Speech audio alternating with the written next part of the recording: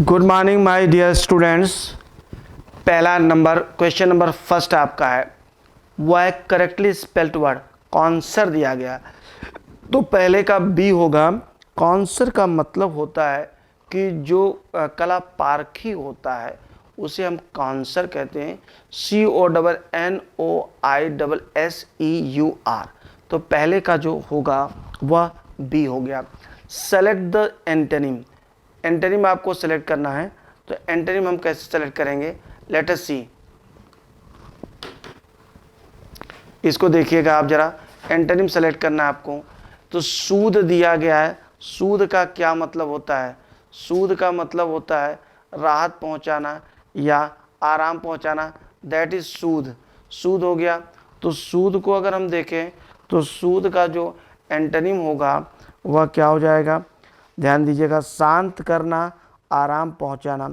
काम हो गया क्वाइट है, पैसिफाई, सबड्यू। एंटोनिम अगर हम इसको करना होता एजिटेट और डिस्टर्ब।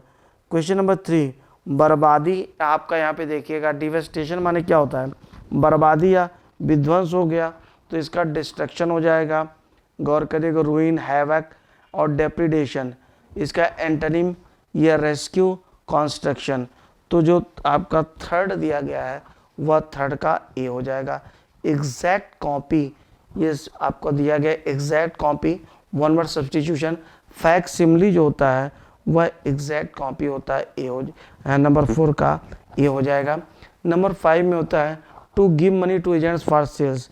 सेल के लिए जो हम एजेंट को पैसा देते हैं वो 4 का 5th का आपका हो जाएगा कमीशन हो जाएगा। 6th में आप देखिए a person who is working in the same institution. जो सेम इंस्टीट्यूशन में काम कर रहा है उसे हम कहते हैं कलीग, सहकर्मी होता है, दैट इज कलीग। 7th में आप देखें, और 7th में आपका कैट नैप। कैट नैप जो होता है वो बहुत शार्ट स्लीप होती है, बहुत कम समय की जो नींद हम लेते हैं, that is called cat nap. Question number 8 को देखिएगा, to pull a long face मतलब मुंह लटका लेना, अर्थात नाराज या दुखी हो जाना, दैट इज 7 आप देखिएगा 8 का, तो ये लुक सैड हो जाएगा, 8 का सी हो गया। क्वेश्चन नंबर 9 को देखिएगा, fit her like a glove मतलब ग्लव की तरफ फिट हो जाना, तो 9 का मतलब परफेक्टली, पूरा परफेक्ट हो जाना, 9 का डी हो गया। Question number 10, health is too important. Health इतना इम्पॉर्टेंट है टू बी नेग्लेक्टेड, उसे नेग्लेक्ट नहीं किया जा सकता, सी हो गया। 11 का आई एम, ध्यान दीजिएगा इस क्राइम से मैं क्या हूँ, तो इनोसेंट हूँ, मतलब इसमें मैंने ये क्राइम नहीं किया है, इनोसेंट ऑफ। 11 का बी हो गया। क्वेश्चन नंबर 12, आई वाज का क्या है यहाँ पे, paying the toll tax. Toll tax पे करने से तो जाहिर सी बात है यहाँ पे कौन सा शब्द बनेगा, एग्जेम्प्टेड, मतलब मुझे छूट मिल गई है, मुझे नहीं देना, ये भाव निकल के आ रहा है। Question number 13, I used a pair of black trousers for a week. एक वीक तक मैंने किया, समय से का बोध हुआ है, यहाँ पे ध्यान दीजिएगा एक सप्ताह से किया है, तो एक सप्ताह समय से, इसलिए प्रेजेंट परफेक्ट का या प्रेजेंट परफेक्ट कंडीशन मैं यूज़ करता आ रहा हूँ एक सप्ताह से, वही ब्लैक ट्राउजर्स। तो आई हैव बीन यूजिंग का प्रयोग करें, ज़्यादा हो जाए, समय से का बोध हो रहा है, मैं एक सप्ताह से वही ब्लैक ट्राउजर्स का प्रयोग करता रहा हूँ, ब्लैक ट्राउजर्स पहनता आ रहा हूँ। तो क्वेश्चन नंबर 13 में ए सही हो जाएगा। 14 देखिएगा, he has made a mistake of which I am certain. Question number 14 no error है, सारी चीज़ें सही। ही मेड ए मिस्टेक या कमिटेड ए मिस्टेक सही है, आप विच जिसके बारे में, आई एम सर्टेन मैं मतलब सुनिश्चित हूँ। क्वेश्चन नंबर 15 देखें, ही वॉज नॉट अलाउड। हमेशा याद रखिएगा अलाउड हो या परमिट हो उसके बाद जो वर्ब आएगी, ही वॉज नॉट अलाउड। अच्छा, ये यहाँ पे पैसिव वॉइस दिया गया है, चूँकि पैसिव वॉइस दिया गया है तो he was not allowed by the teacher हो जाएगा, तो बाय द टीचर का आप यहाँ पर प्रयोग कर लें। इसके बाद है 16 to 21।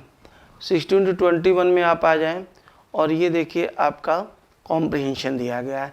My mom grew up in A traditional Chinese family. In which open expression of love were never encourage. मेरी माता जी जो है वो चाइनीज़ फैमिली में, जो रूढ़िवादी फैमिली तो उसमें हुआ, और जहाँ पर लव को बहुत स्पष्ट रूप से कहने की इजाज़त नहीं थी, इनकरेज नहीं किया जाता था। When she had me and my क्या दिया गया 3 सिबलिंग्स, शी ट्रीटेड अस, हमको ट्रीट करती थी with the same hard hand, मतलब बिल्कुल इस शक्ति की भावना के साथ। It was not that she was a slave driver or anything, ऐसा नहीं था कि वो स्लेव थी या और कोई थी, but she never openly showed affection, लेकिन उन्होंने कभी भी स्पष्ट रूप से खुल्लम खुल्ला प्रेम नहीं दर्शाया। Instead she demonstrated that she cared in more practical way, इसके बजाय वो दिखाती थी कि वो ज़्यादा व्यवहारिक तरीके से केयर करती हैं।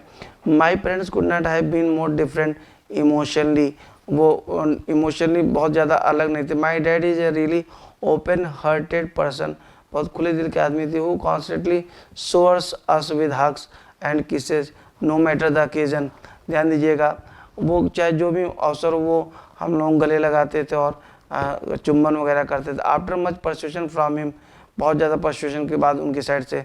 माई mother did try to change, मेरी माँ ने थोड़ा सा बदलने की कोशिश की, बट इट वॉज क्लियर स्पष्ट that she never felt quite right expressing her emotion, अपने इमोशन को बहुत बिल्कुल खुल के नहीं व्यक्त कर पाती थी। इवेंचुअली अंततः she reverted to her old self, अपनी पुरानी आदत में लौट गए। The difference between my parents, जो भी डिफरेंस था मेरे parents, was never starker than whenever I brought home good test result from school से लेकर के आता था जब रिजल्ट वगैरह। My dad would practically jump with joy, अब क्या अंतर था देखिएगा, मेरे जो पिताजी थे वो बहुत खुशी झूम उठते थे, offering warm and affectionate words of congratulation, मुझे बधाइयाँ वगैरह देते थे। एंड माई मदर गुड, अच्छा ठीक है ओके, शी वुड टिपिकली से विद अ टेंस स्माइल, बहुत तनावपूर्ण स्माइल के साथ, is on her face, do better next time, अच्छा ठीक है अगली बार अच्छा करना, ऐसा मेरी माँ कहती थी। I try not to hold a grudge against her, मैंने कोशिश किया कि उनके खिलाफ मैं कोई ग्रज न रखूँ, वहाँ फॉर बीइंग सो रिजर्व, इतना रिजर्व होने की वजह से के कारण। दैट वाज जस्ट हर वे, उनका तरीका था, आई रीजन, मैंने तर्क दिया। Why did the narrator not bear A grudge against, अब देखिए लास्ट वाली लाइन है इसमें, तो लास्ट वाली लाइन में आप देखिएगा, तो लास्ट वाली लाइन है कि नरेटर जो अपनी माँ के खिलाफ कोई जो बुरी भावना क्यों नहीं रखता था, ग्रज उनके खिलाफ जो है कोई असंतोष क्यों नहीं रखता था। तो 16 में आप देखिएगा, सी फेल्ट कि भाई वो क्या लास्ट में दिया गया, दैट वाज जस्ट हर वे, कि यह उनकी माँ का नेचर था, तो ए हो जाएगा। 17 में आइएगा, the narrator's mother reverted to the her old self, अपने पुराने तौर तरीके में लौट गई, क्यों आप देखिएगा, बिकॉज दिया गया है 17 का, she did not feel comfortable, भाई पिताजी ने उसको समझाया कि भाई थोड़ा सा आप चेंज होइए, लेकिन कंफर्टेबल नहीं महसूस किया, तो उनको जो तौर तरीके जिस तरह से पली बड़ी थी, उनका परिवार था पहले, उनके माता पिता, उसी तरह से वो भी रिजर्व हो गए, फिर लौट गए अपने पुराने तरीके में। 18 की अगर हम बात करें तो 18 में क्या है, the narrator's mother did not appreciate the narrator's result, narrator के रिजल्ट को नहीं अप्रिशिएट करती, पिताजी तो झूम उठते थे, लेकिन माता जी हाँ ठीक है ऐसा बोलती थी, क्यों, क्योंकि वो बहुत ज़्यादा एक्सप्रेसिव नहीं थी। तो 18 में आप सी को देख लें।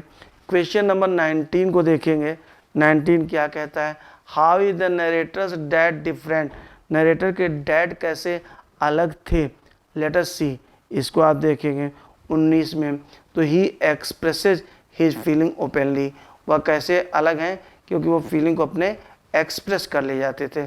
Why was the narrator's mother not expressive, narrator की माँ एक्सप्रेसिव क्यों नहीं थी।